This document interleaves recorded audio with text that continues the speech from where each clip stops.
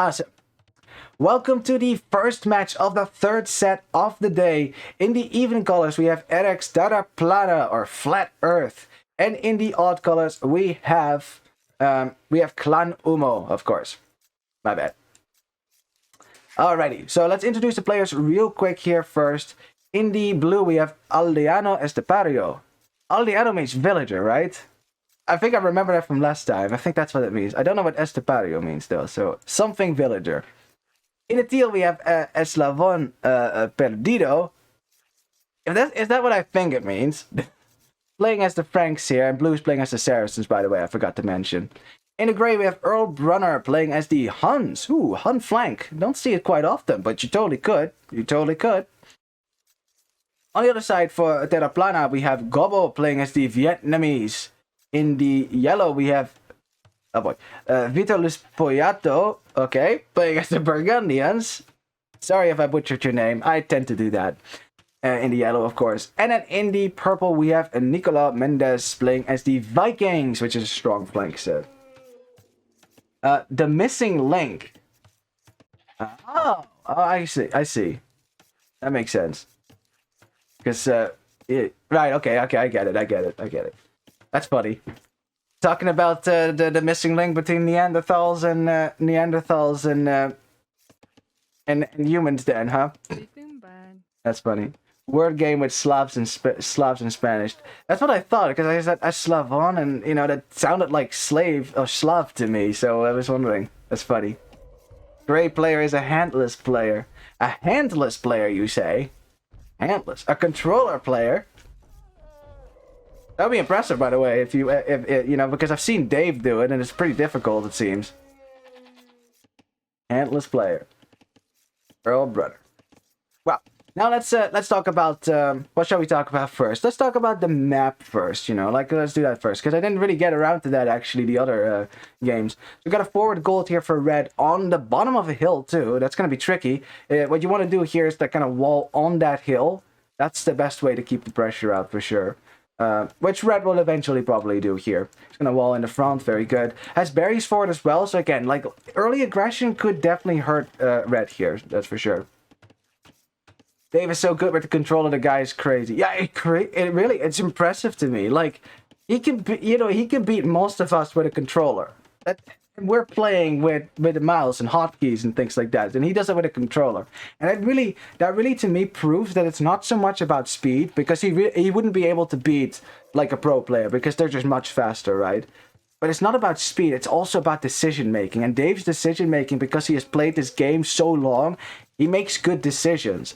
He knows the game very well, and that is what allows him to win games, even though he gets out microed by people around 1500 elo. Because they're fast, and that's just such a great thing about this game. It's not just about speed and like micro and being leery, it's also about decision making. At the end of the day, if you make bad decisions, you're gonna lose the game regardless of how fast you are. APM can only save you so much. Yeah, good stuff. Now, forward gold as well for purple at the bottom of this giant hill. Now, I like he's walling around it. If he can keep these walls up, then it's not such a problem. But if the enemy gets to camp out on this hill, you're gonna have a bad time. Especially since the berries are, like, right at the bottom of this. Wow, that's kind of unfortunate here. We got 4 berries for blue as well, also at the bottom of the hill, so expect pressure to come in from there. But back gold, which is nice. We'll take that. We'll take that. And then we need to find gray, but gray looks exactly like the wood line. Yeah, it's like the wood lines are like a really dark shade of green, and it looks exactly like gray, which is difficult to see. We'll just have to bear with me here. We have back berries and back gold. Wow, look at the map hacks over here. Looky look. Yeah, so we have second wood line now, very nice. Now, I mean, looking at the civilizations, there's not really a civilization that really stands out to me as being weird here. Oh, the missing link is already missing villages. Oh, I see. That's clever. I like all the names and team names. There's a lot of like little puns going on here, and of course a lot of puns that I don't get because I don't speak Spanish. Like I slowly learn all of these. I find it very fascinating as well. But yeah, not a like I was saying, not really a civilization here that really stands out to me as really weird. The only one I'd say is Grey here as Huns.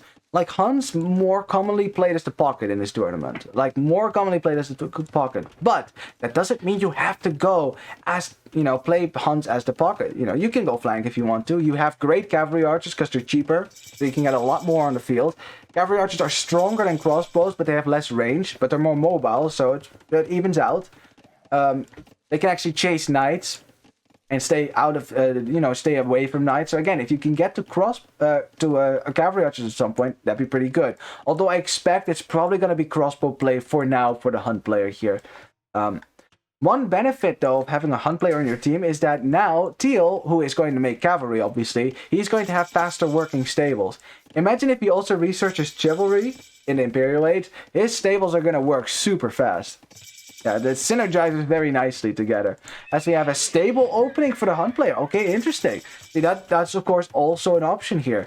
I mean, he wasn't going to gold, so I was wondering, but there you have it. A stable, double stable opening. So we kind of got to think about what the strategy is going to be here. I would expect then that Teal is probably going to send his scouts with Blue's archers, because Blue is making archers, and then maybe 2v1 purple, while Grey is going to use his faster scouts here to maybe do some damage to Red here, as Red is making a spearman, which I like. You know, no, there's actually, again, there's no problem with making trash units in a 3v3. So we have Grey trying to snipe a villager. He's going to get the vill. Boop. There you go. That villager. Nice. It was a wall vill as well, and now that is still open as well. Very nice if you want to get your scouts through. Which is exactly what Grey wants to do. Now, there is a spearman here for Red, so Grey is going to have to run away from this. Yeah, probably just run out then. Yeah. I mean, it's still open in the back, so you don't really need to keep that hole open. It's not like a life or death situation here. Yeah, as you can see, Teal sending his scouts to the north. Yeah, see, this is what I thought. This is what I thought. Grey is going to try to, like, keep Red on the back foot as long as possible by himself. He'll probably have to switch into an archer range at some point here, because going scouts long term, it's not really an option, especially now that Red has seen the scouts. He's going to be making spearmen, which again is no problem because there's not going to be any archers on this side of the map for now. Only scouts, as the scouts are hitting the gold right now, which is a critical spot to hit.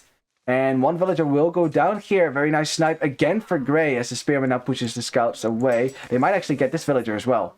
No, okay, that's a little bit too much spears coming your way. Best to run away then. With Teal kind of running around here looking for a way in, but of course Blue hasn't moved out all the way yet. He's still gathering his archers over here. It's all looking fine for now. Let's see.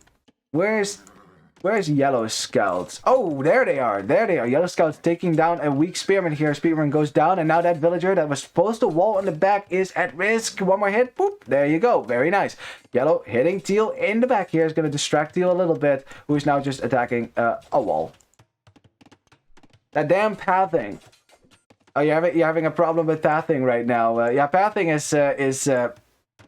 something. It really is. I don't know. Like, there was some posts on the forum as well about how pathing is kind of awkward right now, especially cavalry pathing. It's ironically, I think the pathing was better in the old game before DE. I just remember it being a bit smoother. I think it's because everything seemed to be going slower. You know, now everything is so smooth. It actually it benefits archers, right? No lag, you can easily micro away from it. It definitely benefits the archers as Blue not reacting to this lion, and the lion also almost gets a kill. Ooh, so close. So close. Yellow's still running around here with his scouts, as you can see. Teal wants to get this walled up, but yeah, he still has to deal with these scouts now. I think maybe sending a spearman over would be a good idea, which is what he's doing right now. But the scouts get here first. That's one more deadville. Yep, one more deadville. Ooh, yeah, okay, don't fight the spearman now. Yeah, spearman though, yeah, 4 scouts can still fight a spearman, especially if it's just attacking 1 scout. Yeah, that's good. And another villager going down, and Teal is not happy about this one. Must not be happy about this. Damn Yellow, says Rivatado. Yeah, indeed. Yellow doing a great job sniping vills, but then we have some snipes on the other side as well, as Blue and Teal push into Purple's base, and Purple doesn't have a lot of army right now to contest this at the moment. You know, as he has to abandon his goal, his wood lines. And like I said, this hill is going to be critical, right? It's going to be critical if your opponent actually takes the hill. And it looks like a fight that happened here was in favor for teal and blue. Meantime, we have red knocking on gray's door. Now, gray is going to have to switch into something ranged. Like, as you can see, he's dropping his archer ranges already. Almost has the resources to click up here. I think he just wants to go up. You have to deal with this army that's coming your way now. Yeah, you can click up all you want, but it's still two minutes away at least. You lost 3 vills, I'm going to kill you. Oh, some strife among the team. Oh, blue, don't run into the DC. Ay, that wasn't good for blue. Because he could have killed those scouts maybe with some good micro. Because now these archers are going to be, they're going to be done though. And it's gray. I'm forced to drop a tower now. And he wants to get the castle. He clicked up already, but as a result, now does not have any military to kill this. As red is starting to snipe some villagers as well. 2 villagers down already. Scouts are here to deal with the archers though. Villagers could fight these spearmen, but if the spearmen get back to the scouts, there is some skirmishers out though, in all fairness. There is some skirms out. Oh man. Stupid pathing again. Maybe a little bit. I mean, a lot of archers did go down here. A lot of spearmen did go down as well. So, I mean, I think Gray's going to hold on here. I think Gray is going to live. He's not going to die to this. Red's staying under this tower for a long time here. So, Gray is going to be okay with this. And he's going to now have a significant head start on Red, who's not the castellates yet. Yellow clicking up finally, as he's also finishing off these archers. Actually, the archers finish off him. And Yellow wants to get into Purple's base, but Purple blocked him out. Yeah, you got to let him in. Oh yeah, I guess Purple's just going to deal with that. This is fine. This is fine. Man, alright. After all of that, a slight will lead here for Terra Plana. As you can see, 114 versus 107. So yeah, that's slightly better. But earlier castle times, for at least for Gray here, who is going to make some cavalry archers. That's what I thought. You know, I hadn't seen the 3rd archer range yet, but I felt it. I felt it in my bones. Let him in because I'm going to castle and he lost all army. Well, that's true, that's true. I mean, it could have, of course, been a bit kind of critical if, of course, he had killed more villagers. Yeah, but because he lost all his army, now he's in trouble. Now he's in trouble. As Red is going up, he's making a skirmisher as well here. But yeah, he's going to have to defend himself now. Was also only on 1 range, it seems. Yeah, this is his 2nd range, which might not even go up if he doesn't finish it. It's being denied for now. Red, you'll have to send more villagers here. My man, you have to send more villagers. This archer range is not going to go up. You need that archer range. As cavalry archers are raiding the wood line right now. Yeah, Red's not going to be happy about that. Has to run away with these villagers. You can send them maybe to these trees. I think maybe Gray can't range that because the range is reduced. But we'll see. On the other side, we have Blue holding a critical hill here as well. This is a really nice hill to hold. You know, a siege workshop to push into Purple's base would be awesome. You know, of course, Purple can then siege workshop his own hill in front of his gold. Yeah, we're not quite there yet, but where we are is Saracen, soon-to-be crossbows, pushing into Purple's base easily enough as well. Market will to keep this out, but now that we have Botkin arrow, you can actually shoot over the market, as you can see, and the villager goes down. Delete the market. Delete. That's 175 wood. That's a lot of wood. Ah! That's a lot of wood to lose. As Purple panic towering right now. Oh, please tell me he's deletes the tower. Delete the tower. Delete the tower. Don't build the tower because Blue's gonna shoot it. Oh, panic. Panic in Purple Town. Ay. Okay, well, Blue decides not to shoot it. So Purple is lucky here because you can lose 175 stone just like that. As Purple now is still stuck in castellates for now. Up against crossbows. And this is not looking good for Terra Plana on this side for sure. I mean, Red is also kind of behind, makes it to castellates now, but doesn't quite have military numbers. And you're up against an ever-growing number of cavalry archers, which are starting to get their upgrades. Bloodlines is in, Buck and Arrow, the first armor upgrade. They have a higher attack as well. So cavalry archers are actually stronger against knights than crossbows are. Okay, well, like, I mean, skirmishers are still doing their work here, doing their work. You know, having a few knights in front of here would be ideal, of course. Although Yellow is busy, I mean, Teal is not here with knights right now. Teal's, he's getting his knights out right now, just made it to castellates. as Blue is pulling back his troops as well because he does not want to be caught out by the Cavalier. You might be wondering, hey, is Yellow cheating? He's not an imp yet. It's because he's Burgundians. You get that upgrade in the Castle Age and at a discount. So, yeah, Burgundians, it makes up for their lack of bloodlines as well. Yeah, so their Cavalier have the same HP as a Knight, 120. A Knight with bloodlines. But they have 2 more attacks. So in Knight v Knight battles, Burgundian Cavalier are definitely a force to be reckoned with. It's only in Imperial Age, once you get to Paladin, that they definitely fall behind, lacking bloodlines. And then you're up against Franks as well, which have extra HP to boot. And Stray is still holding this gold right now. Let's see, is Red taking gold somewhere else? Yes, he is. He does have gold. He's walling in. He's trying to wall that out as well, so that if Gray runs in here, he has to go to the town center to keep that gold safe. Yeah, Gray, right now, just kind of picking up some units here and there. 1 scout, and then he made a knight as well. I mean, why not? You have a stable up. Why not make a knight? You know, your cavalry archers are fairly cheap, so making some knights to kill the skirmishers is essentially just good 1v1 play, isn't it? You know, because yellow and purple are busy in the north. Although Yellow actually sending his units this way now. Oh, interesting. Interesting. Gray is stuck in his hole now. Oh. Oh, that's really interesting. Okay, make sure he can't run out. Yellow, make sure he... Yellow! No! He let him run out! Why? Oh, that would have been such a nice trap. Oh, man, this is exactly how you kill cavalry archers. You know, you let them come into your town and then you find a choke point somewhere, you kill them. You know, so they can't run away. Which, interestingly, is also the easiest way to kill cavalry archers in Total War games. Is there's a hole between the houses and the army does get in. Oh boy, purple. There's a hole in my wall. Oh man. Yeah, the problem now is that Yellow is over here fighting knights from Gray, as Gray is just holding this all back by himself. If he hadn't made knights, you know, it would have been more difficult. But now Purple, who doesn't have the biggest army on the field, he's all on his own, 2v1. Rocto, no, I told you, I'm not gonna do it. I'm not gonna do it, damn it. Why? Why don't people listen? Oh my god. You suck. Oh no. But I really don't want to do it because it's a tournament game, you guys. Imagine that, it goes to YouTube and someone's like, ooh, let's check out this channel. Let's see if he's a serious tournament caster. And then they click on this game and then like at the 29-minute mark, I start casting in a Neanderthal voice. Oh my god. Well, I guess rules are rules. You suck, man. You suck. Okay, well, let me get a timer up then. 4 minutes, that's the rule. Okay, after this game, I'm going to turn it off, just so you know. Last time. Not going to happen again. Okay.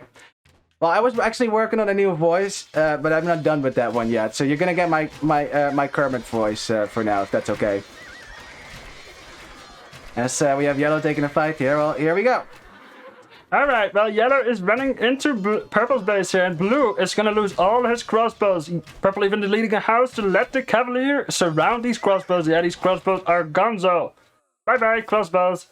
Nope, they're all dead. They're all dead. They had not a chance in the world. And you see that Purple has walled up his wall a little bit again, so that Teal can't send these knights in. Yeah, these darn knights. Purple does not like these knights at all. In the meantime, we have Gray actually making it to the gold for Red here. Ooh! He's sitting on a hill as well. I bet he wishes he was the Tars now. That would have been really nice on a hill. But Red actually has an army now. He can push this back! Very nice indeed. And let's see. Let's look at the Vil count here. We actually have a Vil lead now for Clan UMMO here. Very good. You guys really suck making me do this. I really didn't want to. Damn it. Alright, but Tears are gonna back off now. There's too much army here, too many Cavalier. Very scary. Okay. Yes, convert your army. Send them to Teal for the revenge. Teal does not have anything at home. You can actually hit him there. A Teal stonewalling. Look at that. Oh. Stonewall's going up now for Teal. He's really scared. He does not want to be caught off guard. We have a big fight over here, but more knights for Teal right now. The Cavalier all go down. Ooh, what a swing. What a swing. In the meantime, Gray going back home. He wants to keep his army safe as Blue goes up the Imperial Age. Ooh. And red, he's not gonna get up to bird anytime soon. Alright, purple has the hill, but blue has a hill as well. They both sit on a hill and they're shouting at each other. You go away. No, you go away. Go away.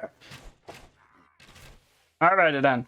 We have a fight. Yellow looking to take a fight with the Cavalier on the hill. Purple kind of behind here. The hill is for teal. Ooh, this is a better fight for teal, I would say, or for yellow.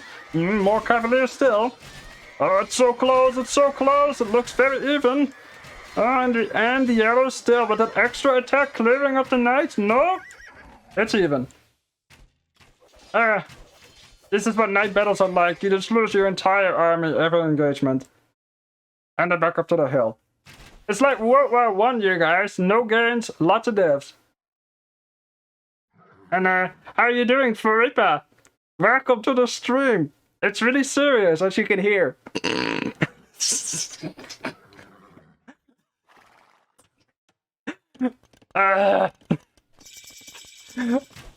You guys suck. Oh well. Ooh, and there's some nice kills for red over here, next to the tower, pushing it away. Where's Gray's army right now? It's in his base, pulling back right now. Ooh, we're gonna fight that. And red is like, oh, I don't want to fight that. Run! Run, Forest, run! And they're gonna run away. Very good. In the meantime, teal and yellow are still fighting. Blue's gonna drop a castle now, and he's gonna have Arbalest. Ooh. And red is gonna run away. He's very scared of this little contraption called a mangonel. Oh, another fight here. Teal does engage the crossbows a little bit. Not a lot of cavalier here, actually. Ooh, very scary.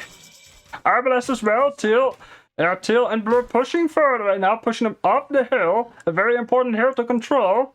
And purple and yellow have to back up. In the meantime, red is trying to run away, but You can't run away from archers. from Cavalry archers. Okay, that was 4 minutes, you guys. That's the last time. You are on a timeout, Rocto. I'm telling you, you are on a timeout. So close to using that ban hammer. Okay, well. Okay, well, now I'm serious, you guys. That's it for the weird voice cast. Because it's actually really straining on my voice, and I don't want to, like, not be able to cast the rest of the games, obviously. Oh my god. As... Oh boy. Red, with his army caught off guard here in the back of Teal's base. Yeah, there's no escape now. You cannot run away from cavalry archers and knights. As I tried to say, obviously. That's so funny. You guys are funny, damn it.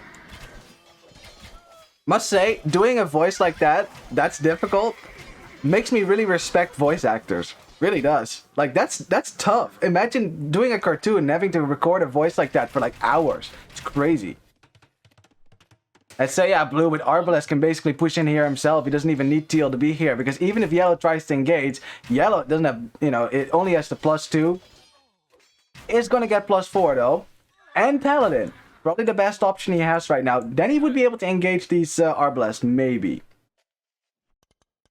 But yeah, of course, red losing his army on the left side is kind of a problem for Terra Plana, because now they can't really push out this. I mean, there's 29 crossbows here. Red doing a good job to rebuild those, but red is also not an Imperial Age yet, so he's on the back foot here for now. As we're going to have, you know, fully upgraded cavalry archers sooner rather than later. I mean, it's very expensive. Obviously, it takes a while. You know, a trebuchet coming out as well from blue, as he's gonna trap down blue's town, and. Blue is still forever castle age. Blue can't go to Imperial Age. Blue is in trouble. Wait, did I say blue? I mean purple. It's almost blue, right? I mean, I'm sure my wife's gonna say, like, no, it's not. It's a different color. And I'm like, whatever, same difference. Yeah, where do you run if you're purple? That was your only town center as well. Oh, no, actually, wait, he built another one. Well, there you have it. Nicolaus popped. Oh, is he pop-capped as well? Oh, man, that sucks. As we have the Paladin coming in. Now, can we get surround? This is an important fight. If they can surround the Arbalest, maybe there's a hope for purple here to still get up. The +4 is in. The Paladin upgrade is in. Crossbows, though not Arbalest, still do enough damage to these Arbalest. As blue is stuck in a wood line right now. This is actually a good fight for Terra Plana here. This is exactly the kind of fight that they need right now. As blue's army is going to get massacred here. You know, Paladins still tanky enough, though Burgundian Paladins. And the crossbows there to finish this off. Trebuchets lost as well. This was a great battle here for purple and yellow. Good teamwork as well. But at the same time, we have red, who is almost in the Imperial Age. Researching it from this forward town center here, his only town center actually, as he's gonna lose his crossbows because the yellow cannot be on both sides at the same time. Oh no! It's a clear up. Ay, that's not good. That's not good. Oh my god. I play only team color, switch to locator when necessary only. Makes a real difference for me, even more in the mini-map. I mean, yeah, it definitely helps a little bit. But I like color, so I usually stick with just the normal game colors. As because otherwise red is always the bad guy, and I don't want red to be the bad guy. Damn it.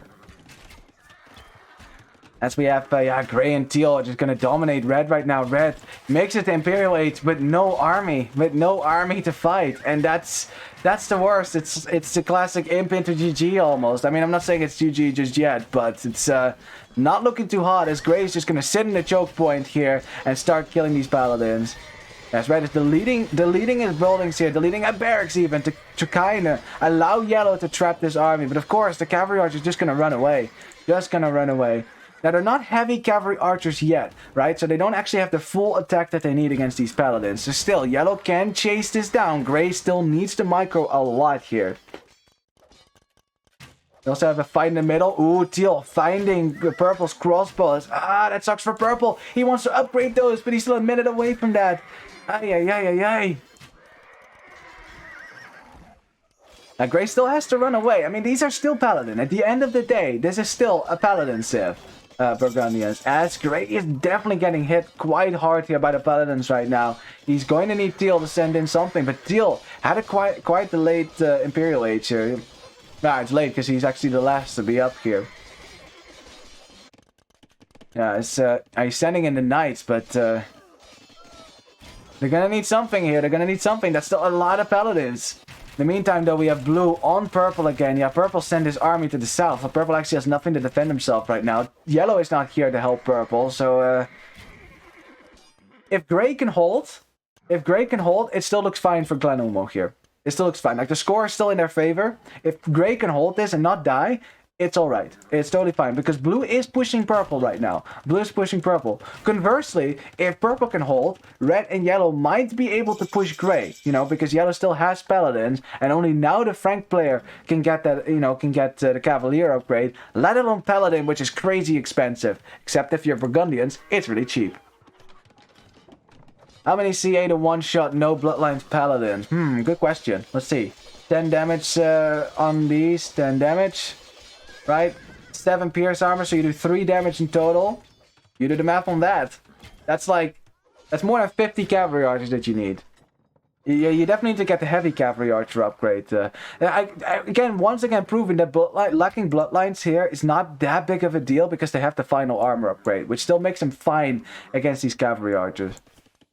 We have Teal not reacting to this army. Alrighty then. Well, purple is just happily waltzing to Teal's town, just like sniping some vills here and there. Look, would upgrade those crossbows once we have the opportunity, obviously.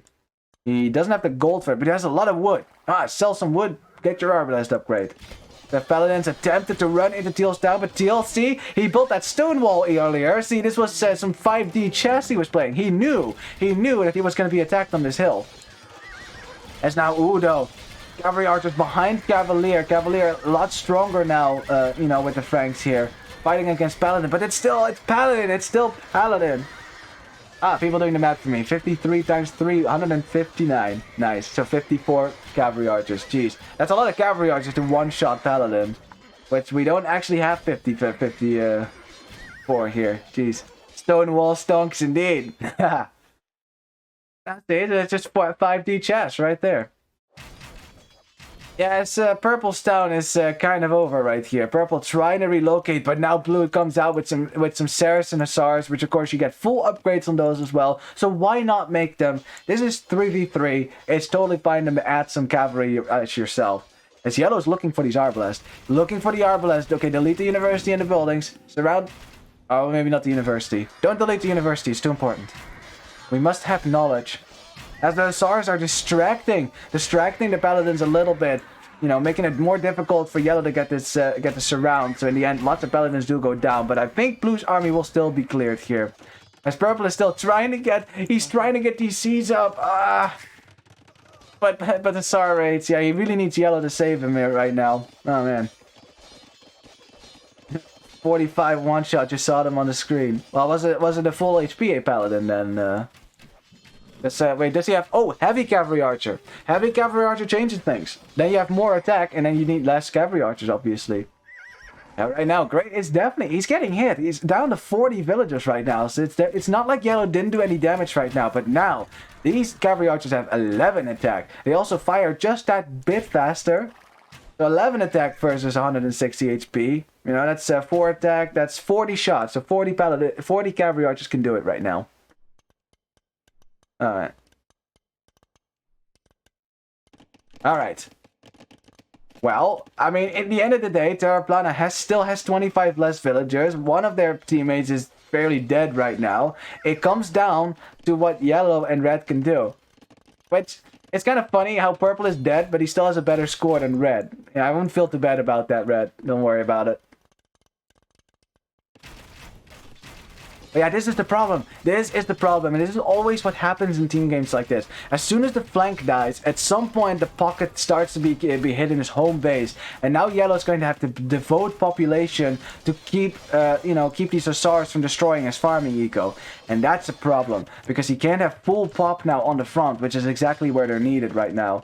And you'll see that the Frank player is going to be sending more Cavalier forward, as we now have Heavy Camel coming in from Blue, because why not, right? Why not? Exactly, Heavy Camel, nice found. Yeah, Heavy Camel will shred the Paladins for sure. They're fully upgraded as well, Saracen. So again, you have all of that. Well, do they lack the attack upgrade? Can't quite. No, I don't think so. They have that one as well. Still a lot of Paladins on the field for Yellow, though. I mean, that's the beauty of Burgundians. You actually can afford Paladins quite easily. Yeah, but Blue's gonna make sure that Purple never gets back to eco here ever.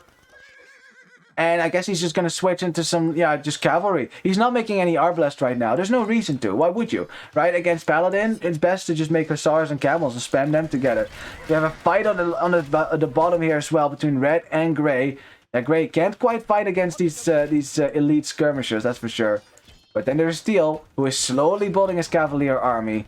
I'm not sure if he's saving up for Paladin. He might be, actually. Look at that gold. He might be. Terra Camel is scary, especially if they get the extra upgrade on them. I'm not sure what it was called actually, but it gives you more HP on your camels.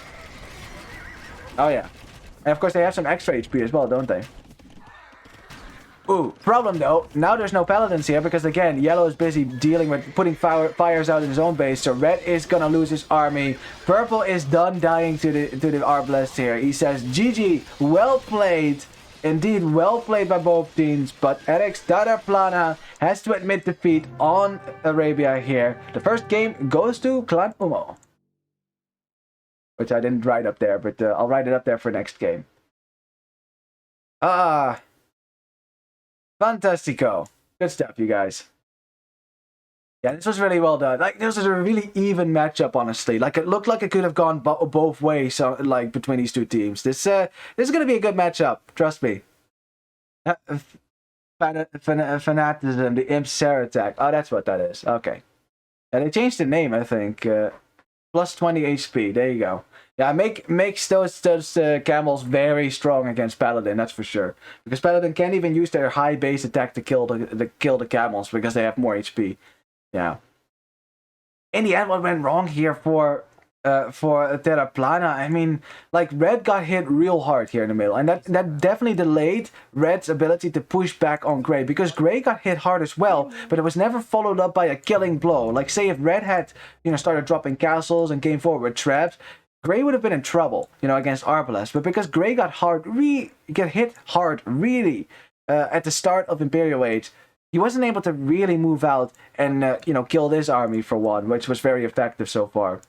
Teal also got hit, delayed a little bit. Had a very late Imperial Age time, which definitely would have made a push like that more dangerous.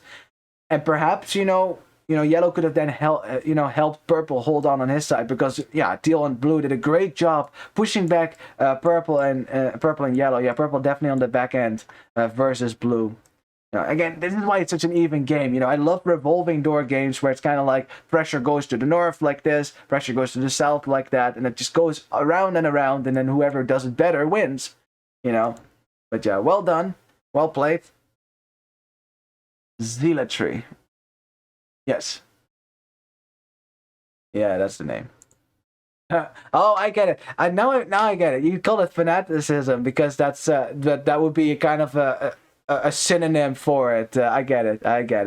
Fanatismo. Oh, that's what it is in Spanish, I presume. Yeah, I don't know the names of the technologies in Spanish. So now I get you. I was wondering because I thought it was zealotry, but yeah, that indeed is a good. It's a synonym kind of.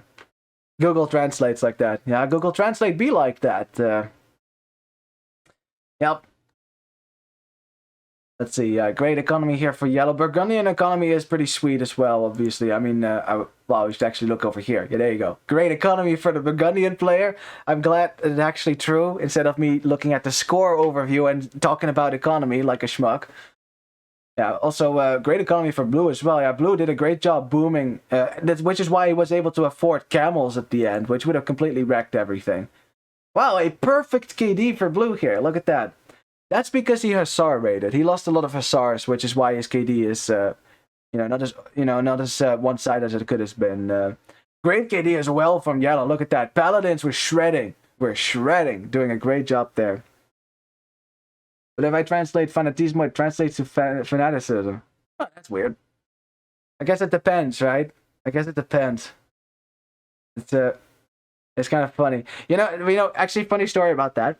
So in high school, right? I took Latin, and my teacher's name was Harry or Harry in Dutch. Actually, it was a really nice guy, but sometimes he could be pretty strict. So some people didn't like him then, and I don't know how they did it.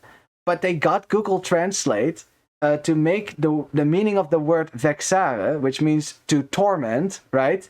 If you type that into Google at one point, just the word vexare, it would actually translate it as Harry, the name of my teacher, which is hilarious. So they must have done a suggestion and got Google Translate to make that the translation. It doesn't work anymore. Someone fixed it, I guess.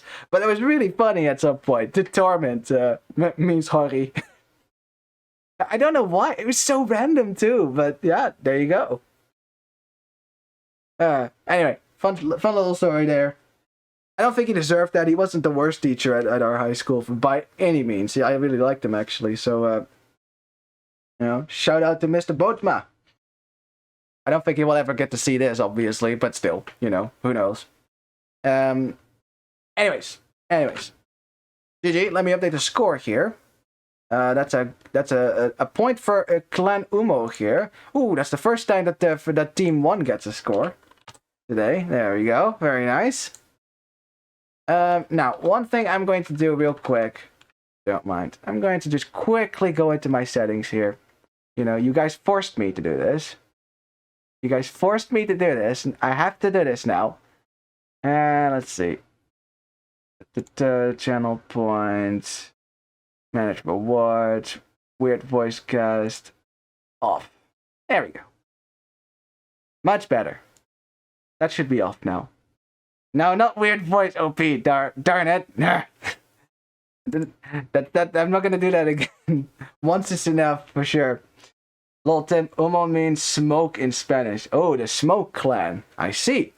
Very mysterious. Yeah, feel free to feel free to tell me, these kind of things, because I'm very unlikely to know, if I haven't, UMMO, 1 M, but there's 2 M's. No. I can't, I'm too Dutch. I have to pronounce it as UMMO. Double M means, Short foul. That's the rule. Darn it. Ooh, how are you doing, Santi? Will you be casting all of the Virgo Cup matches? Well, I can't commit to casting all of them because there is that, there's that many. But what I do, I have an Excel file, for myself with all the teams, and I keep track of what teams I cast, so that I try to make sure that I cast all the teams at least once. So that's kind of what my goal is here. So don't worry. I'm very likely to get to your team as well. I think there was like 1 or 2 teams that I didn't cast last time around, and that was only because they dropped out and I didn't get to their game. So yeah, don't worry about it. Smoke is part of the joke, yes. Well, yeah, you guys can laugh about that. I won't get it because it's probably a Spanish joke. All the names in Virgo are trying to be funny. I know. So yeah, feel free to tell me because of course I'd like to know as well. Smoke seller. So you're selling nothing then, I guess, huh? Alright, well, I'm rambling on right now. I'm sure we want to see the next match in the set because, teams are itching to get their revenge here. Terra Plana probably wants to get back at Clan UMMO or the Smoke Clan, huh? See what they can do. Let's make sure that I go to the right replay here.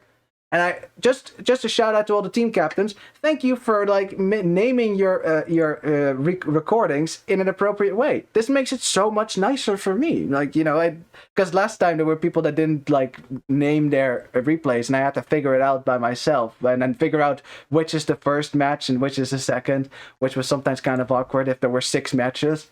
So thank you for that. Appreciate it. Alrighty, well. Let's get back into the second game here.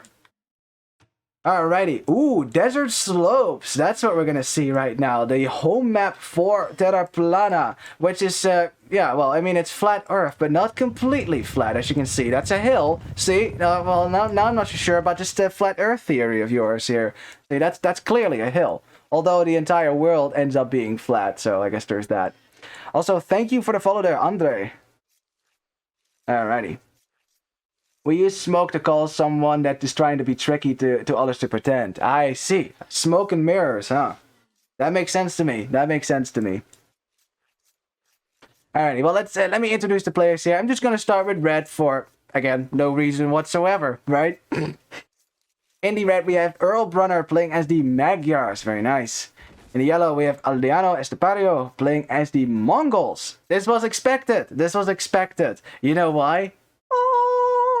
So much hunt. Look at it. Oh, yeah. Yeah, Mongol player's going to be very happy here. In the purple, we have Gorda con... stop changing the name. Tatuajes. I know Gordo means fat. I remember that because there was one team last time which was called Fat Peanut, which I know is supposed to be an innuendo. So, any case, Gorda con tatuajes, playing as the Hindustanis. In the blue, we have Gobbo, playing as the Incas. Alrighty, that's where Incas go.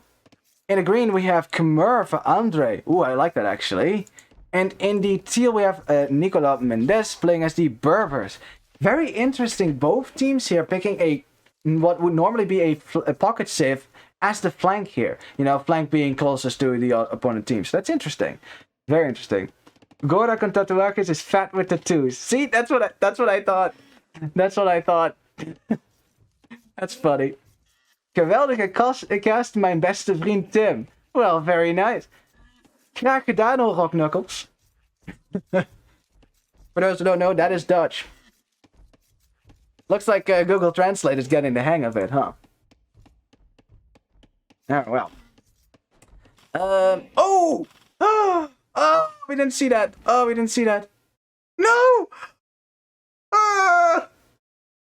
We didn't see that either.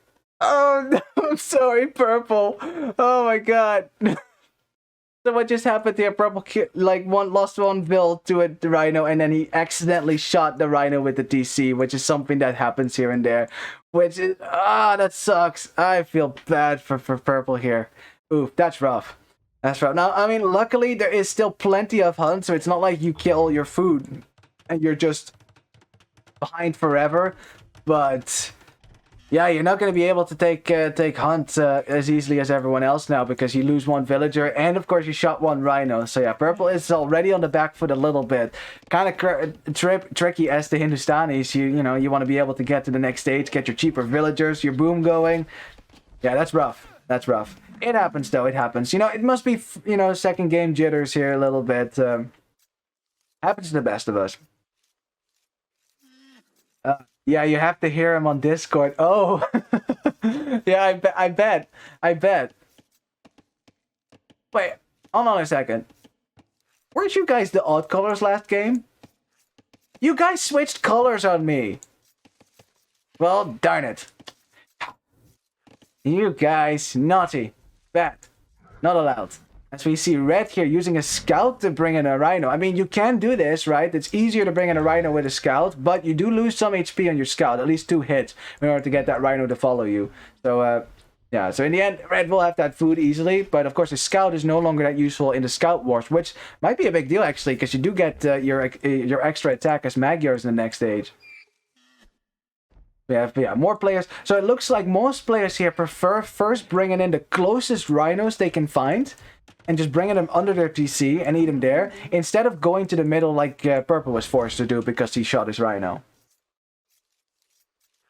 You bought the smoke they are selling. Yeah, clearly. They totally had me there. Now, one thing that I like about Khmer here, we haven't really talked about that.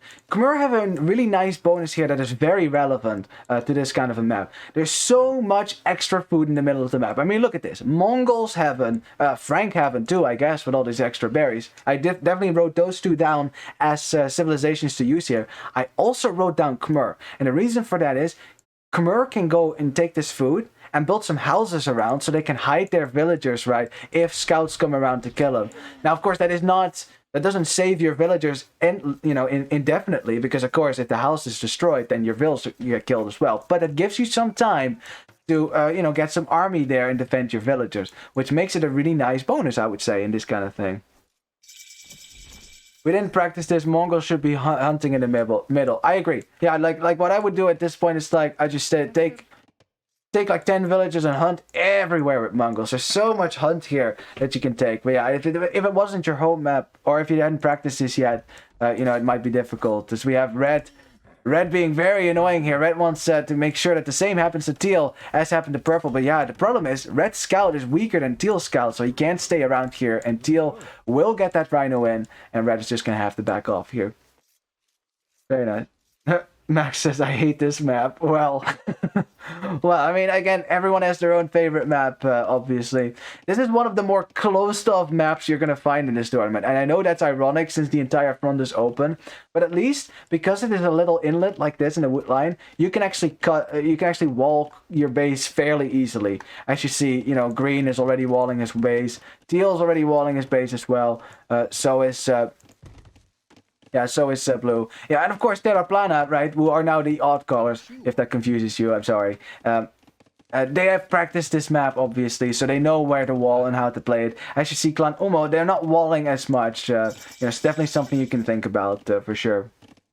I hate a lot of maps. Yeah, me too, man. Me too. Now, obviously, just like Chaos Pit, you can actually cut through the wood line here, and there's a lot of extra resources to be found there. Except, unlike Chaos Pit, you actually have gold.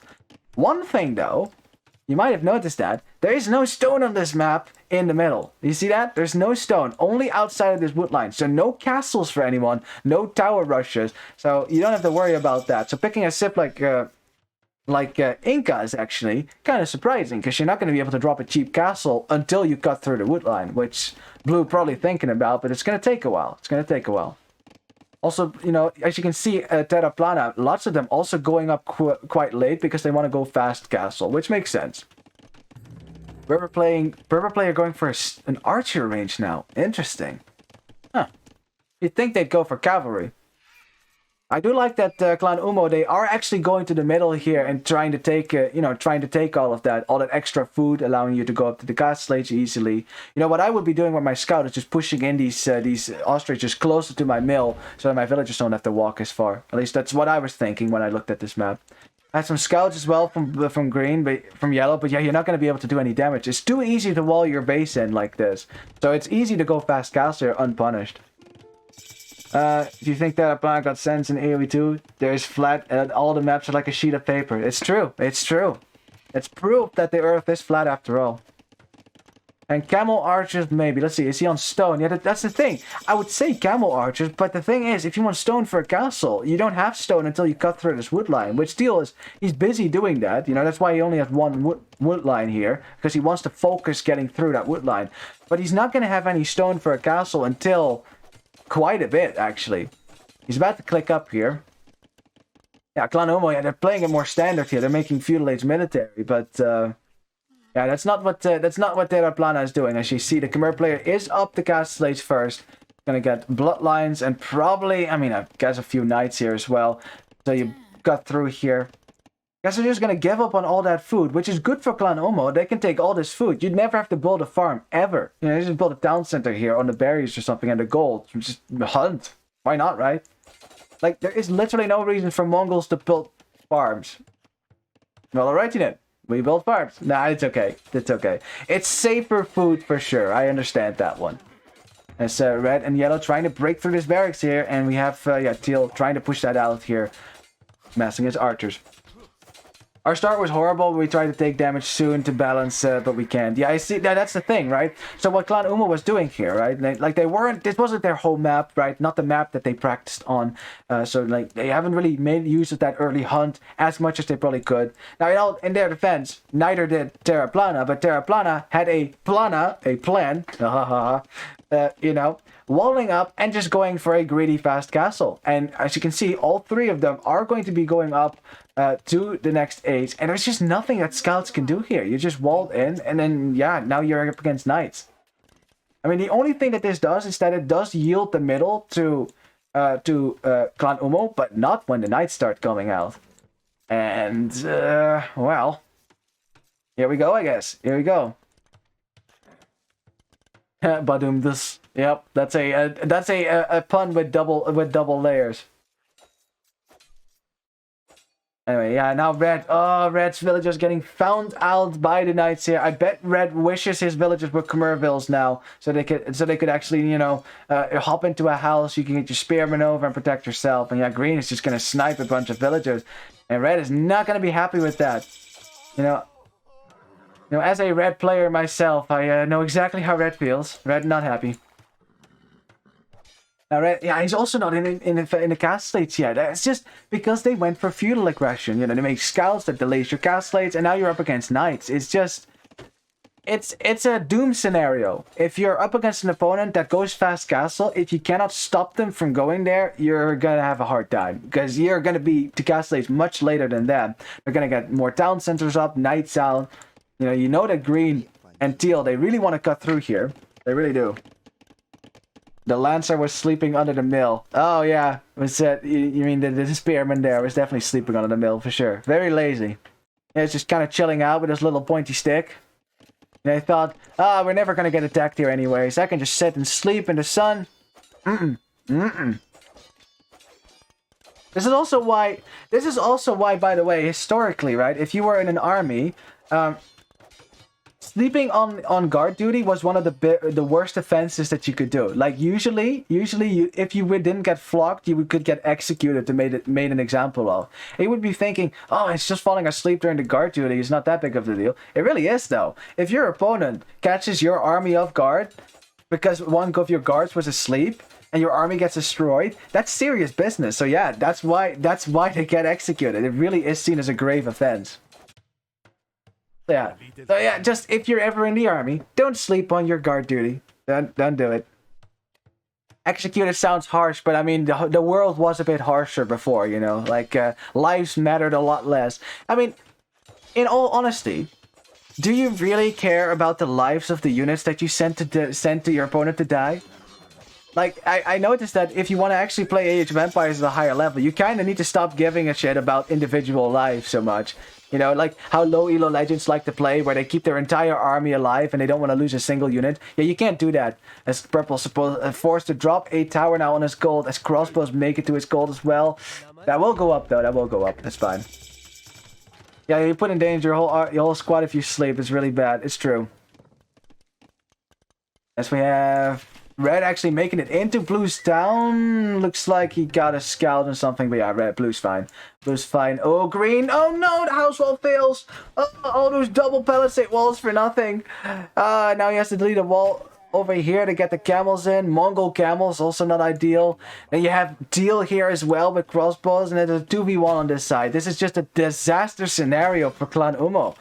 Disaster scenario. Yeah, Terra Plana, they had a plan and they executed it beautifully so far. And just have not been, you know, Clan UMMO have not been able to punish it for so far. Let's yeah, red says, please delete the wall, we'll come in. I mean, there's a hole, so you can just run in right now. Trying to get the knights out to kill this army as yellow is trying to scramble down some house walls. Okay, well, those do go up. But in the end, knights with +2 is just going to run right by.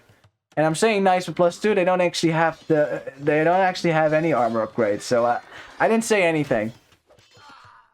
They do have bloodlines though, which is nice. Ooh, red though, getting a surround in on the crossbows. Green wants to come in to save the crossbows now, but a lot of crossbows have died. This is really good. This is really good actually. Mistake for green and teal here to separate their armies like that. Green wanted to get some kill kills, but now there's no crossbows to kill these camels. And as you can see, camels still making a difference here. And green in the end losing his entire army. And now blue is here as well. Well, everyone at yellow's base. Look at that. Yeah, we're all going to go to Yellow's base. Party at Yellow's house. But yeah, that was a good fight. That was a good fight. And now you just have to wait a second here. Just wait a second and then surround this army with your knights as well. These knights actually have... Well, do they have the second armor upgrade? Well, they actually have only one armor upgrade. But still, nonetheless, not enough crossbows here. Blue's going to lose his army. And Terra Plana, you know, definitely a bit... Well, that early pressure is pretty gone right now. As we have a Step Lancer. Pork. Cool. Let's go full Step Lancers. Let's do it. Update on the woodcutting situation. Teal, the first to cut through the woodline here, is going to go for a university at some point, I should think. As Teal is now sending his archers down. As Red has also cut through the woodline. He even walled it in so no one could follow him. But that's not where the aggression is coming from, my friends. It's coming from outside the walls. You have some scouts here from purple doing nothing. Yeah, I see purple is still happily taking hunt. Again, why not, right? Why not take the hunt? As let's see what red's reaction time is. 1 village down, 2 villagers down. No ballistics in yet for teal. 3 villagers down, red reacts. Okay, teal's gonna have to run away now. He can also let his teammates know, yo, we are being attacked from the outside right now. As red in the meantime is hitting teal. And teal is probably looking at his crossbows. Okay, now he looks over, sees the knights, but that's just a second too late. Knights make it into the gold. Oh, that's good. That's good. Some revenge here for red right now. And teal is he's getting some payback right now for the attack that he did on red and yellow earlier. A bunch of villagers did go down on the gold. Very nice. In the meantime, yeah, Teal's crossbow's not doing that much over here. Yeah, Teal's probably busy trying to kill this army right now, but these knights do... Yeah, they have armor, they have attack, of course, as Magyars. Yeah, and Teal is subtly evacuating a whole lot of his economy outside of his walls right now. Oh, that is so mean! That is so mean, Blue! Ah, this is exactly what you do, though. I mean, you sit behind a wood line, but now purple can never cut through this wood line, ever. And guess what? That's the only wood line that you have. The purple is in trouble, actually. If blue just keeps our crossbows behind the wood line, purple will never get any wood, ever. They delayed a lot of pocket yellow. That's true. They definitely did. So you can tell by the score as well. You know, it's the lowest score in the map right now. Which also means that red is all by himself as knights, as he's going to have to run away from the Khmer player, who is starting to spam knights, which finally have an armor upgrade as well. As we have Step Lancers! Let's go! Step Lancers, pog! Now, the reason why you never see Step Lancers is very simple. Let's just take a knight here and take a Step Lancer, and there you have it. 98 HP only, and that's with Mongols. They have extra HP on their Step Lancers. It's even worse with normal Step Lancer. 9 attacks or less attack, less armor, less pierce armor. They're just worse in every regard compared to a knight. It's just not a replacement. It really isn't. And just look how annoying this is. Poor purple. Ah, blue, you're so mean. So mean. It's so smart, but so mean. Okay, well, we got some seeds now to defend the wood line. A few mangonel shots might help as well. As red is Xing at the back of Teal's base for reasons. Now red also losing a, you know, was able to preserve some of his knights here as well. He's probably thinking about running in here as well to do some damage, but there is a town center up right now, so it's fine. But of course, green is the scary player right now. 28 cavalry on the field right now. Yeah, a few step lancers are not going to do this, as red is going to try to wall this out. The gate will melt to this, obviously. You should tell them to at least open maps versus the AI and check the resources and placement. Oh yeah, for sure. That's what I actually ended up doing. I've gone through every single map, played a game against AI, and I've written down all my notes on what I would like to see on maps like this, strategies. You know, that's why I knew that fast castle with walls would be viable here, because it's easy to wall. Now that's a lot of camels that Purple was able to get out nonetheless. As right now says, yo, we need to clear this because otherwise Purple is never going to get any wood. I mean, I guess he could take this wood line because, you know, it can't be ranged. At least there's that. As Purple actually makes it into Teal's base, but his crossbows, and now he's surrounded by knights as well. That's not the right fight. Now there's way too much here for green and for green and Teal. Ouch. It's an army that you can't afford to lose here as Purple. Lots of camels going down there. Now Purple's going to have to pull back his units. I mean, courtesy of all that extra food that he had, right? Because it certainly wasn't going to be because of the wood. Mangonel now to take out these crossbows, finally. And then Teal joins as well. Teal joins, but I guess red is sent on the way to stop this as well. So we get one nice shot there, and blue's crossbows, yeah, they'll go down. Now, I like that blue actually stonewalled this side. You know, taking this corner, very nice. For trade, actually, later on, if it actually gets that far. We have Step Lancers in the economy. All right, let's go. This is what I actually made to do. Look how fast they kill villagers. You know, from a range. And this is what Step Lancers were made for, actually. For raiding villages. That was always the idea that the devs had. As the green wanted to wall this out, yellow though wants to break through this wall. Is he gonna get there? As green is distracted a little bit. Is he gonna get there in time? I think he's gonna be able to break through. And now he can go for the villages back here. Ooh, let's go. Blue's sending his crossbow army here as well. Well, they're all chasing this many. There's only, what, 7 step lancers here? There's a lot of army that's chasing that right now. Also, a lot of villagers dying. Look at that. Poke, poke, poke, poke, poke. Oh yeah, you can't kill the TC, obviously, but still. In the meantime, red has cleared all the crossbows behind Purple's wood line. Purple finally able to cut wood. He'll be very happy about that. Red now thinking, oh, I should hit blue. Let's go! Yeah! Oh. Yeah, there's a house wall. Now, it's just a house wall, so you should be able to get through that. Blue, realizing that just in time, is going to try the wall behind. As red is looking for a hole, but there is no hole. You'll have to take out the house. Step Lancers, I love them, but they're fragile. They are very fragile. Like this fight, look at this. They're gonna get destroyed. They're gonna get destroyed. There's no way. They can't win this. There's no way. Step Lancers. I mean, they're a nice unit. If you're Mongols, you get them, you know, they have more HP. I think humans, you can make them train faster as well. You know, like, it has a place somewhere, but I think that Step Lancer needs some love. It needs some love. You know what I actually want to see? I kind of want the Step Lancer to be transformed in a way where they can actually... That civilizations like Mongols and maybe Huns even, like all the nomadic civilizations, right? That they get Step Lancers instead of knights. But in order for that to happen, we do need knights, Step Lancers to be competitive with knights in a way, you know, or at least give the civilization something to deal with knights. Like Gurjaras, they have Stravamsha riders, which are worse than knights, but then Gurjaras have better camels, right? So it evens it out a little bit. So that seems only fair to me. I always wondered if you could do something like that with Step Lancers. You know, it's difficult to balance that out, I presume. We have a villager for yellow just randomly dying. Will he get that TC up? Do they know that the TC is going up there? They don't, so that will go up.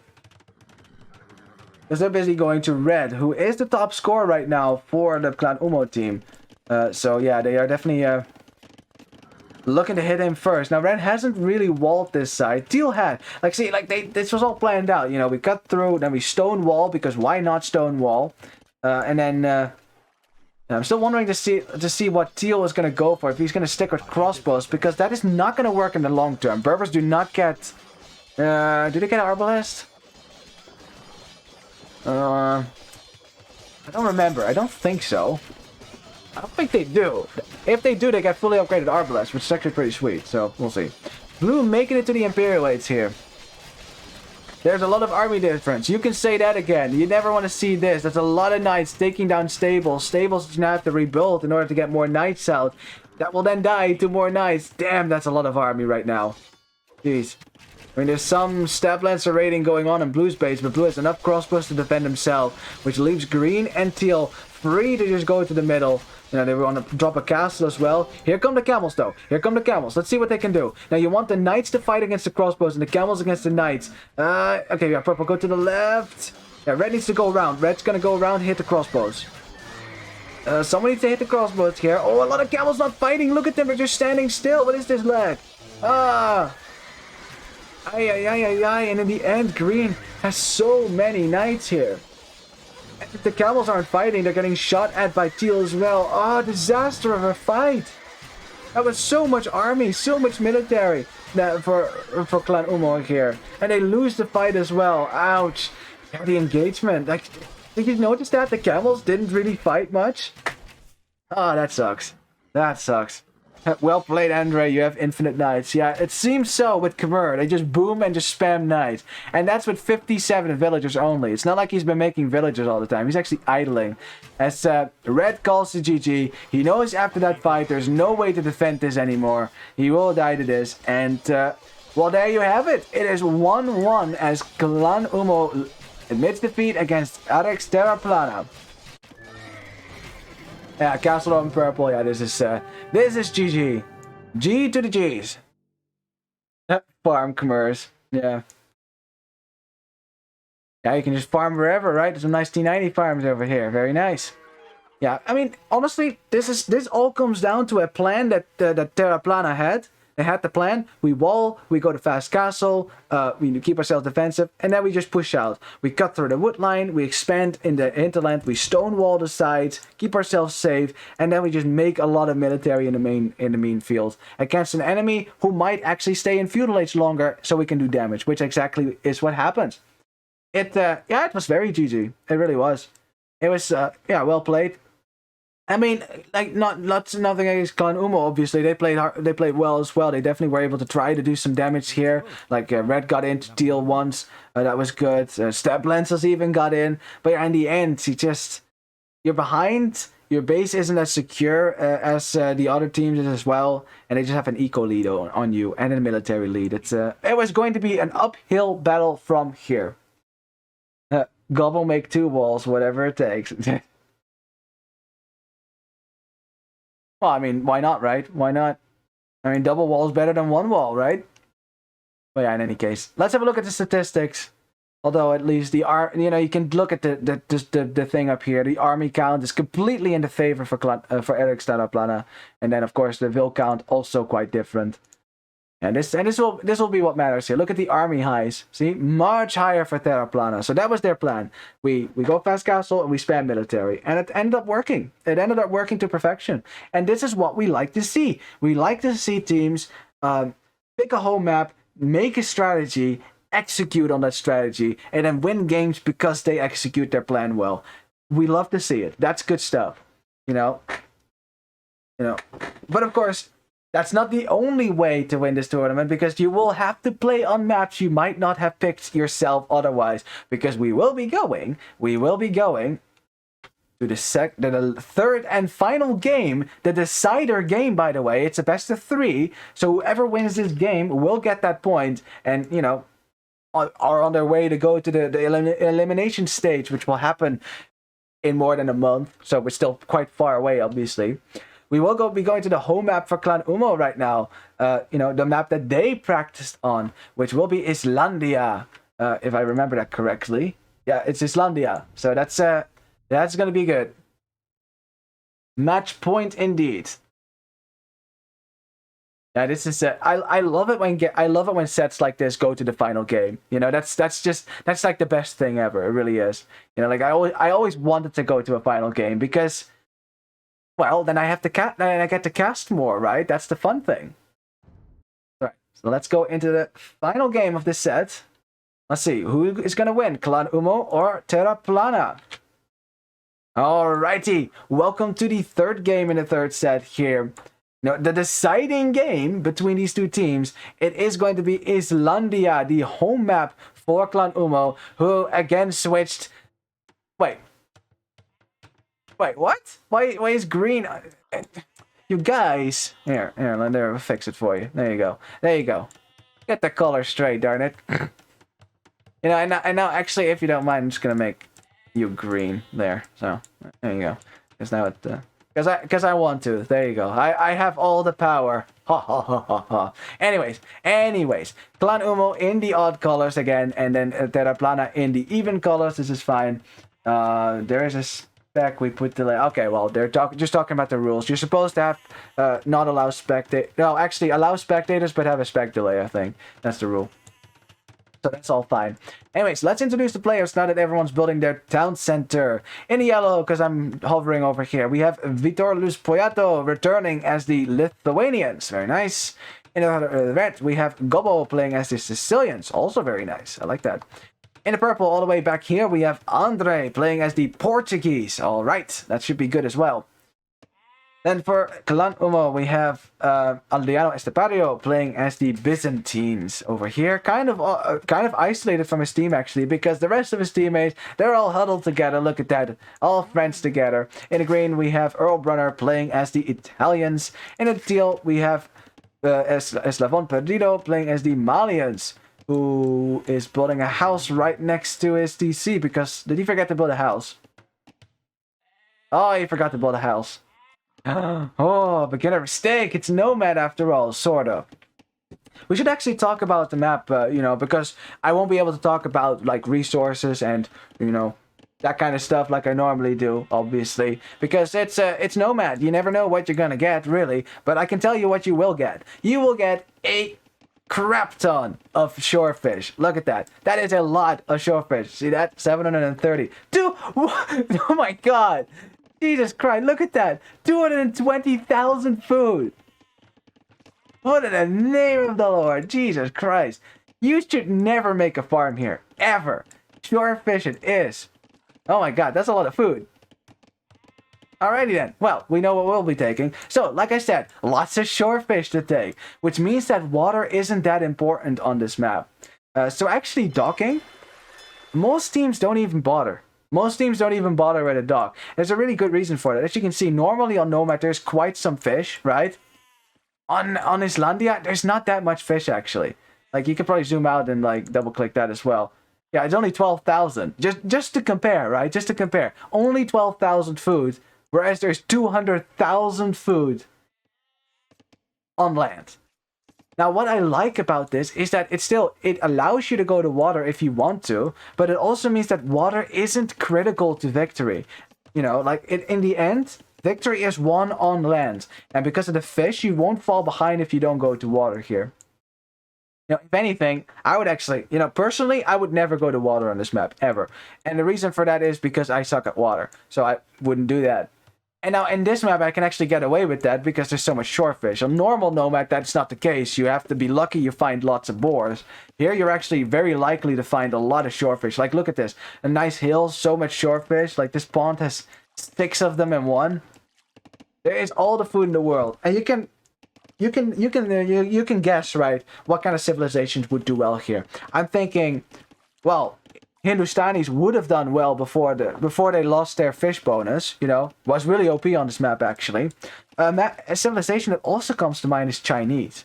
And the reason for that is that normally with Chinese, you don't have any food. It takes a while to get food to queue villagers, which is kind of difficult on Nomad. But because you have so much shorefish, suddenly that's not a problem. You don't have to build a dock. You don't have to worry about all of that. You can just, you know, just go for the shorefish, quickly get that food for the villager, and then have a vill lead. So I think that that's actually a pretty good civilization. For the rest, civilizations with a castle potential are really good. Like Byzantines, dropping castles could be good defensively. I'm thinking fire ships could be good as well with the extra range. I like Portuguese here as well. if you wanted to do water, you could do that, but clearly purple is not going to bother with water. He hasn't even built a dock, so why would he, right? Instead, I expect, right, has stone here, I expect organ guns. I mean, you could go for cheaper knights, but I like the potential of just dropping a castle and just starting, you know, attacking your opponent with organ guns. Very strong. We got Malians. They can actually do the same thing. Gebettos are great. They're great. They're a great raiding unit. They're very fast as well. You can quickly run across the map. And since it's so open, right? And lots of these rock terrains, which you can't really wall on, I think. Or maybe you can. I don't know, actually. It's unlikely your opponent is going to wall the entire map. Very unlikely, actually. So raiding is always a good potential. Which is why Spanish is very strong on this map as well. It was banned for a good reason. Another one is Koreans. War wagons, very strong. You know, two castle war wagons is very difficult to stop, especially in early castle age. So there's some civilizations that come to mind. Italians is fine too, especially if you want to win water, obviously. You know, but also the arbalest potential going to the next age. Or if you want, Genoese crossbowmen, why not? And then what do we have left? We have Sicilians and Lithuanians. Now, Lithuanians, I expect just knights, right? You know, that makes sense. You're likely to have some relics nearby. Actually, Yellow has 2 relics really close by. He sees both of them, I think. Yeah, he sees that one. He just found that one. So he's got 2 relics already. You know, so immediately +2 on his knight, which is very strong. And last we got Sicilians. Again, castle dropping is also pretty strong with Sicilians because they build faster. Although I think it's probably going to be knights, would be my guess. But again, we'll let the game develop naturally. We'll see what happens here. As wouldn't you love that? Look at that. It's water on a slope. Isn't that funny? Actually, that reminds me of a map that was in the last map pool. It was called oh crap, what was it? Malian or something? Something M-A. I forgot. Malin. That's the map. That was it.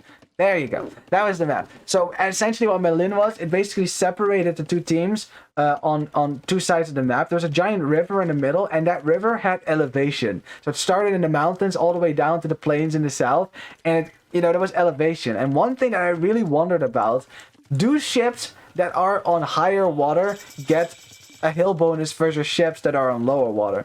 Unfortunately, I only got to cast that map once. People never picked it and banned it more often. Unfortunately, I've not been able to verify that. But I'm very curious about that. As interestingly, blue and yellow were taking the same gold here. And blue instantly dropping a tower as well. Which yellow... Oh, he can't see it. He sees this palisade wall right now. This should immediately clue you in that something is up. Something is up. You see a villager as well. That tower is going to go up, and yeah, yellow is going to have to abandon this gold, which is a problem, because I'm sure that yellow wanted to go fast castle here. Has the gold, though, so he should be okay. Should be okay. He has the gold, he's fine. He's fine. He doesn't have loom, though. Loom! You need loom! But the team colors, you see that palisade faster. Yeah, I know. And I mean, I understand playing with team colors if you're playing a game like this, but for casting, team colors is less good because it's difficult to distinguish between players then, which is kind of important because I'm supposed to distinguish between players, right? Otherwise, they're all yellow or red. Yeah, don't worry about it. Right, yeah. Well, it's obviously going to be fast castle for yellow. That's the plan. He does have the gold for this, so it's okay. He can always fall back on golds to the... Well, actually... There's only 2 more golds here. There's actually no gold in the middle because of this hill. So it's over here and right here in red space, which yellow is going to go to this gold instead. So there you have it. We have purple almost on the way up. Red clicked up just now. Interestingly, though, Clan UMMO, again... going for some feudal aggression. I mean, green could click up if he wanted to. Is going to click up. He's building a market right now. He's going to click up. That's good. We got blue. He's not going to be able to click up. Blue's going to go aggressive with some archers, it seems. Where are those archers right now? Oh, yeah, right there. Archers coming out right now. I like that. Good. Teal could click up if he gets some more gold. He's not making any military. He's just walling right now. I want a team color mod that makes the reds different shades of red. That would be awesome. Also, yellow teammates maybe different shades of yellow. I mean, I could totally see that work. And the only difficulty, of course, is that there's only 9 colors in the game. So, It's fairly limited at that. We have one annoying archer behind the wood line. Of course, that's the only wood line that yellow is taking right now. He'd have to expand to another wood line, which I'm sure he will do at some point. Yep, there you go. Yeah, we'll just have to go somewhere else. Migrate down to the south. Yeah, yellow. I mean, he's lucky he has lots of space to expand. Yeah, green making a few galleys. I'm very happy to see that green didn't overcommit to water here, because you don't see red on water. You see one dock for yellow with one fishing ship, no military whatsoever. Yeah, see, green's gone all the way around. He knows there's no one on water right now. We can fish whatever we want. Now, there is not a lot of fish on this map, but you can of course go for fish traps, right? You can go for fish traps, which is again. I still wouldn't do it because there's so much fish here anyways. It's a lot of wood investment. But that is safe food, right? That's not food income that can be raided by your opponent if you wall it up, right? Like, that's impossible. Especially if your opponent isn't going to go to water. So it's definitely something you can keep in mind if you want to. As red is coming forward with an outpost rush. Let's go, MBL. Is he going to get this villager? Deal. Are you going to react to this? Or green actually reacting to this. Yeah, green reacts and the village is down. Very nice. Alright then. Blue isn't a nomad player. I say to him go archers, but I don't mean feudal archers. Oh, yeah, I wondered. I wondered because usually when you stay in feudal age too long and nomad, this kind of stuff happens.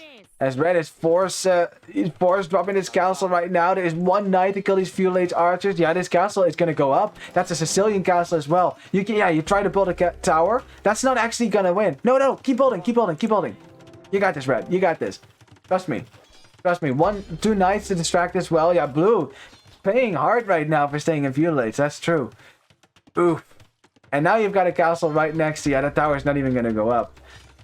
Well, actually, ironically, the castle, because it doesn't have murder holes, won't be able to shoot down this tower. As red is sending more villages, it's not even necessary. It's Sicilians. You only need 4 villages. It's fine.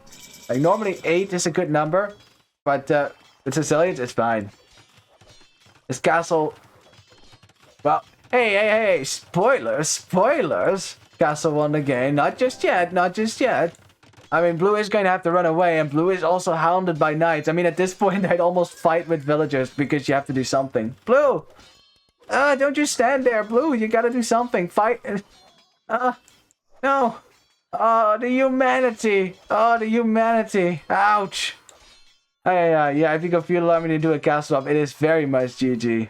Ben Andre, haha. But yeah, I mean, I do of course ask that. I know that a lot of people that watch this are people that played these games, right? Yeah, I do ask, of course, no spoilers. I know sometimes you can't help yourself, obviously, so I didn't like it. It's all right, but that makes it more fun for everyone else, obviously. As blue, yeah, blue's gonna have to run. Now, luckily for blue, he does have a lot of potential space to still expand to and reboom, but. Yeah, those castles are gonna keep coming. Trust me. Those castles are gonna keep coming. It's a great strategy on Nomad. Just drop castles everywhere. Why not, right? Why not? It's, yeah, they have water too, so technically they could still go to water if they want to. Wait, did yellow actually make a fire galley just to kill the fish from blue? Oh, poor blue. Not only does he lose his town center, now he lost his fish too. Yeah, it pretty much is 2v3 now. It's gonna take a long time for blue to reboom here as he chooses a town center right next to the castle. That is probably the safest space, but... Okay, we got Genoese crossbowmen, that's what I thought. But we also have organ guns. Deal! No, it's a down TC. It's a down TC, a proper response to this. Yeah, he does respond to that. Oh boy. Organ guns are like one of the worst units to have to defend against when you're trying to build a TC. Because they outrange TCs, and they're siege, so they do extra damage a little bit. Actually, no, they don't. They don't actually have a bonus versus buildings, that's right. Now, yellow, of course, cannot engage these Genoese crossbowmen with knights, because they have a bonus versus cavalry, and I'll show you how much bonus. Look at that. +5, which is pretty good bonus damage right there. Look at that. Knights go down quite quickly. I didn't see that down DC. Now we are 1v3. Well, it's yeah, it's not looking too good for Clan UMMO right here. Like The Terra Plana with the castle dropping, if that continues, you're gonna lose so much map space. Like right now, you know, Clan UMMO still has quite some space to expand to, but you can see purple is looking to go around here and seek damage. You know that yellow and red, they will be trying to push the middle right now. Red also on multiple TCs. That makes me think he wants to go for First Crusade. That's 4 TCs. If we see a 5th one, then you know it's going to be First Crusade. And a little bit of a pause here. That's totally fine, obviously. Alright, Decider try-hard mode on. Yeah, I should think so, right? I should think so. This is the most important game of the set. Both teams want to win this. I mean, again, like blue is very far behind, but if you look at the Vulcan, it's not that much of a difference. Like, it's not that bad. Could be worse. The bad thing about it is that blue is stuck in feudal age, so he can't actually drop another town center and boom.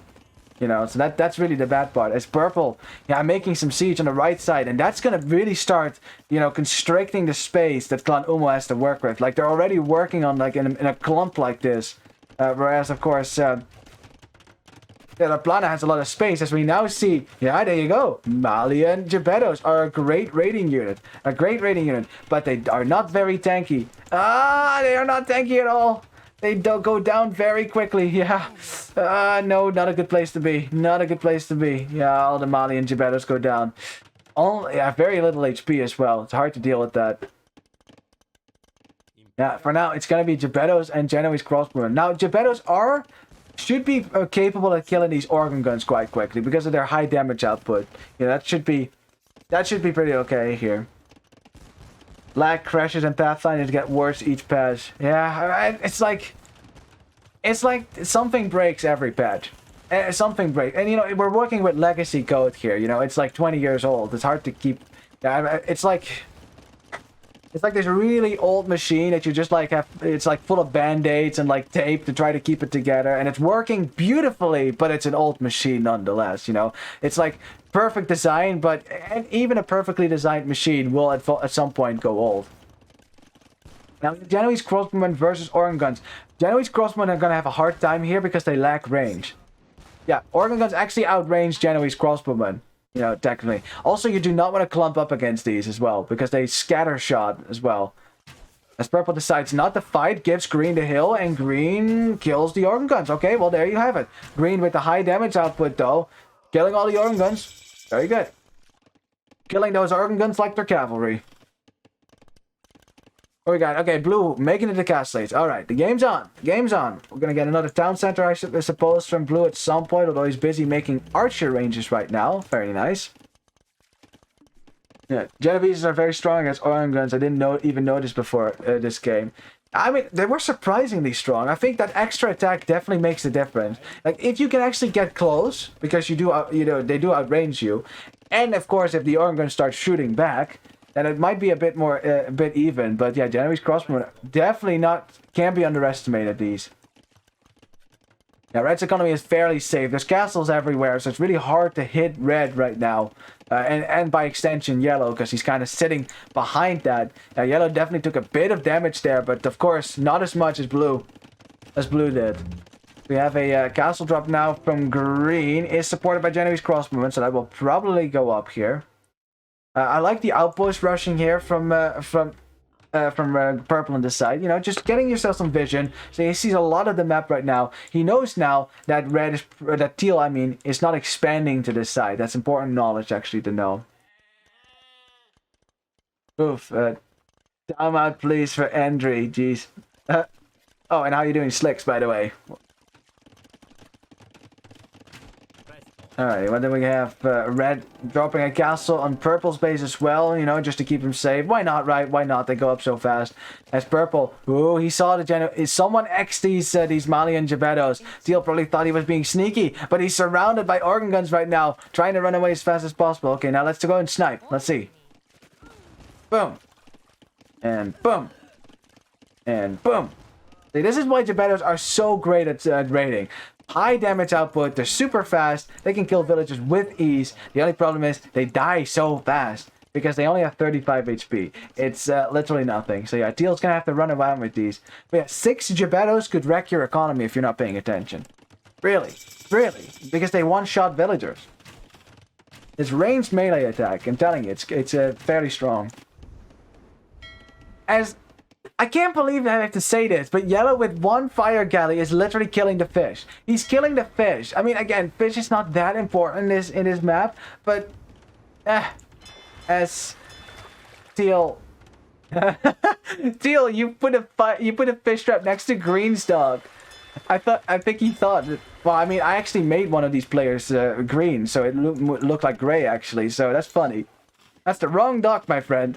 The wrong dog. As Yellow is raiding over here, the Genoese crossbowmen are on the front, so they can't help. But Green also in Imperial Age as well, as Purple and Red are both clicking up. But yeah, Green is going to have to deal with Knights, finding the woodline here. Ooh, that's a juicy woodline to raid. Green not going to be happy about that one. He does react to it in time, so villagers are going to be running away, but still. Standing in a pikeman by Blue, very nice. Also, there's a bug when you have aggressive stands on with scouts and you click a weak fill. The scouts attack anything in between with the weak fill you click. I noticed that. That they just start attacking units. It's kind of annoying, yeah. Then you click more and they get dazed and confused. Yeah, well, I'm sure, like, the devs at least are working on it. You know, they're definitely working on all these bugs, so that's makes me hopeful. Also, how are you doing, Virgo Cup? Ah, duck, he says. Yeah. Red repairing a castle, trying to keep that up, but that's 3 trebuchets already, and 3 traps will be able to kill this castle. And then Red is under some stress here. Under some stress, like Green is doing a good job pushing back. I mean, if Blue can kind of hold their base with pikemen, they're okay-ish, but not completely fine here, as the organ guns are in town. Ouch.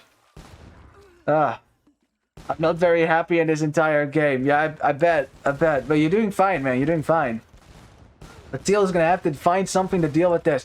Clicked, let's see what he's making right now. Militia, Gebetto. Yeah, the thing is, Gebetto in small numbers cannot kill this. It's a lot of organ guns. This is exactly what the Portuguese want to be doing. Just spam organ guns.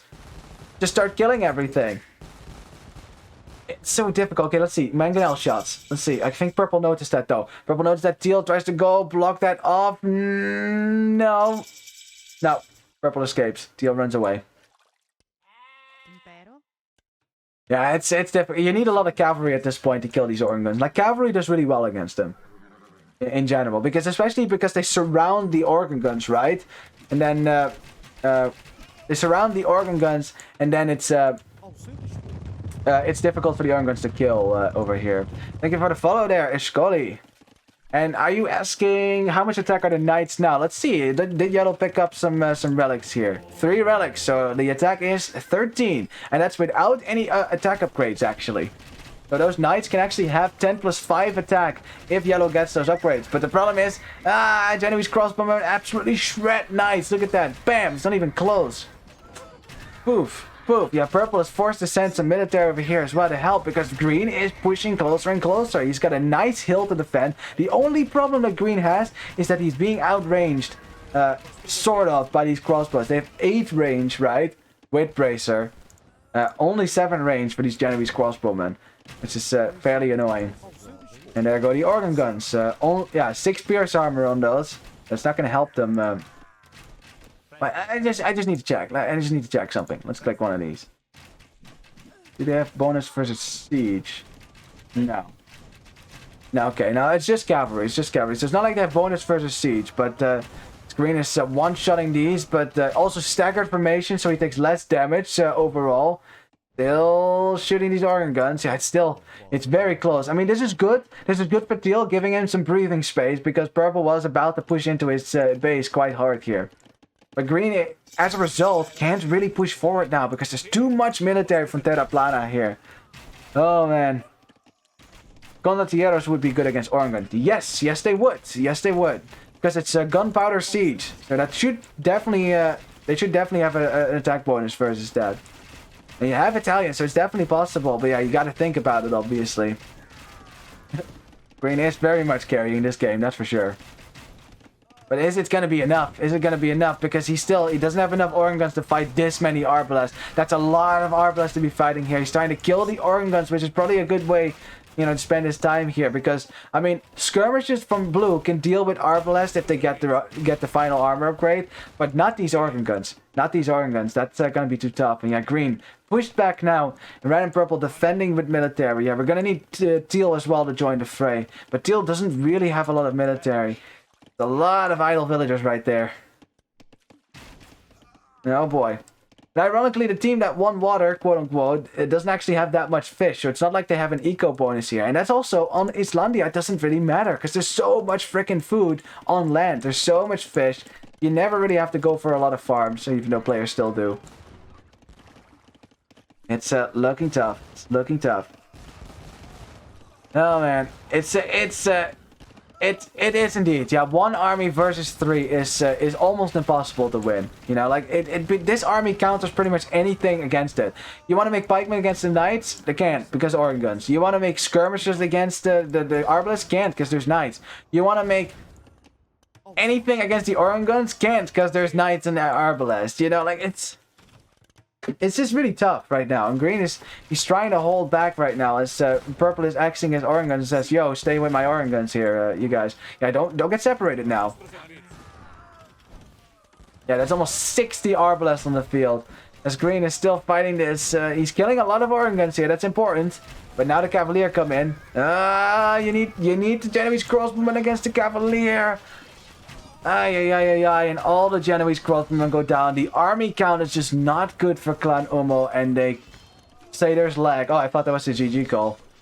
It's getting close, though. It's getting fairly close right now. Imperial Age for the entire opposing team.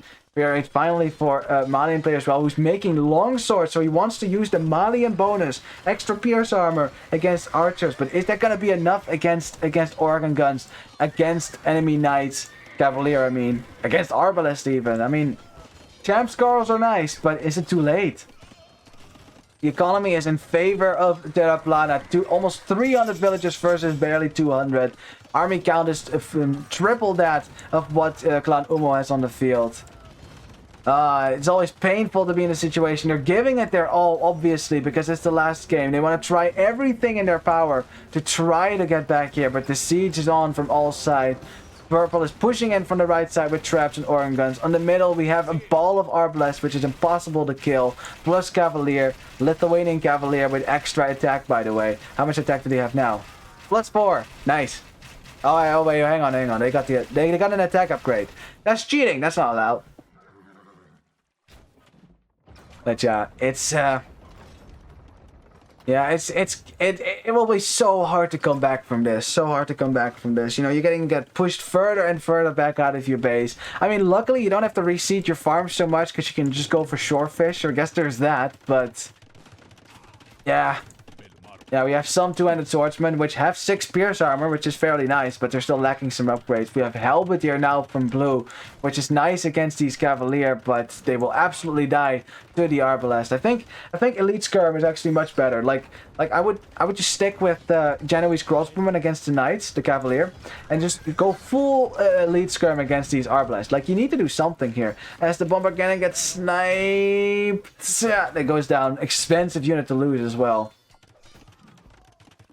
Yeah, Halberdier won't do anything against the Arbalest, namely. And that's really the problem that they have right now. This giant ball of Arbalest. And, of course, this giant ball of organ guns. We have some condottiers now. Gertil actually thinking about the condos, which is the right unit to make. They're fast. You know, they have some resistance to versus organ guns. The problem is, there's only 3, you know, on the field right now. It's just not enough to kill this. And I wonder if they have the time, if they get the time to reboom a little bit. Okay, yellow trying to run away now from the Halberdiers, instead taking a fight against green, which is still awkward because both these units counter yellow. Both these units counter yellow. But as you can see, Halberdiers just doing absolutely nothing. They get completely shredded right now. Arbalest v Genoese crossbowmen is an even fight unless there is less crossbowmen, which there are. Another castle going down as well. The trebuchets go down. Expensive losses. Ouch. And these castles are essential. They need those for Genoese crossbowmen in order to make those. As green is once again trying to kill these Genoese crossbowmen. I mean, these organ guns on the other side. Still one-shotting them almost. So he's definitely still holding on. But it's just... Where do you send your army at this point? The front is completely being overrun. It's Paladin now from the Lithuanian player, plus 19 attack on these as well. They may have Genoese crossbow, but it's not going to save you as they all go down. The GG is called, and Terra Plana takes the third game, and with that gets the point from this match. GG. After a very good performance here on Islandia, well-deserved win as well. Those were some good games. Well played by both teams here. Like, these were teams that were very close. So, you know, I'm thinking especially that Arabia game at the start was really, you know, evenly matched as well.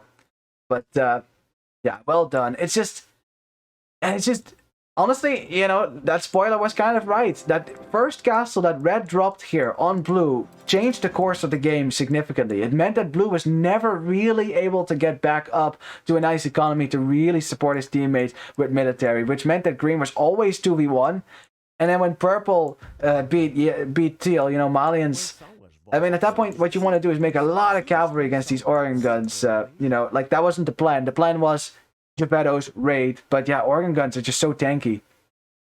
Made it very difficult to win at this point. Yeah, well played by both teams. 121 Genoese crossbowmen, showing once again that it's a pretty beefy unit. It actually is. If you've ever played Total War Medieval 2. You know, Medieval Total War 2, you know that Genoese crossbowmen and Pavese crossbowmen are like ridiculously strong. You think, you know, normally you know your opponent has archers, you just take your cavalry and rush that down. You're like, oh, that's easy. Yeah, not Genoese crossbowmen. They take out their sword and they kill your cavalry. I'm telling you, it's historically accurate. It really is difficult all around. Yeah, in the end, great KD there for the organ gun player. That's what organ guns do for you. They're really difficult unit to counter. I mean, you want to go for some siege, monks maybe, cavalry are the best options against them because they shred infantry and even archers are tough against them. So yeah, I say Genoese Expos are the best unit in the game. Interesting. I mean, they're definitely up there. If you can get to Genoese crossbowmen, it's very strong. Yeah. I mean, I personally wouldn't say the best unit in the game, because obviously the Persian War Elephant is the best unit in the game, right?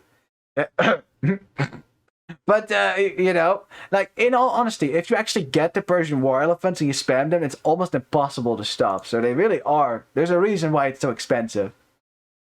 Yeah, great economy for the Sicilian player. Look at that stone count, 4,000 as well. Same for the Italian, dropping castles left and right. But yeah, the economy for Terra Plana is just much bigger. Their economy was untouched, wasn't raided as much. You can tell that from here, from this tab. You see a lot of villagers dying, you know, especially on the Clan UMMO side, and that definitely doesn't help. Now, do you want to see your 8 PM? Here you go. There you go. Looks like green the fastest there with this Genoese crossbowman. Yeah, he definitely needed to be fast as well. Good stuff. All right, well, congratulations to Terra Plana for their win, and of course, the good luck next for Clan UMMO. Of course, the group stage is still young. We still have lots of maps and stages to go. GG!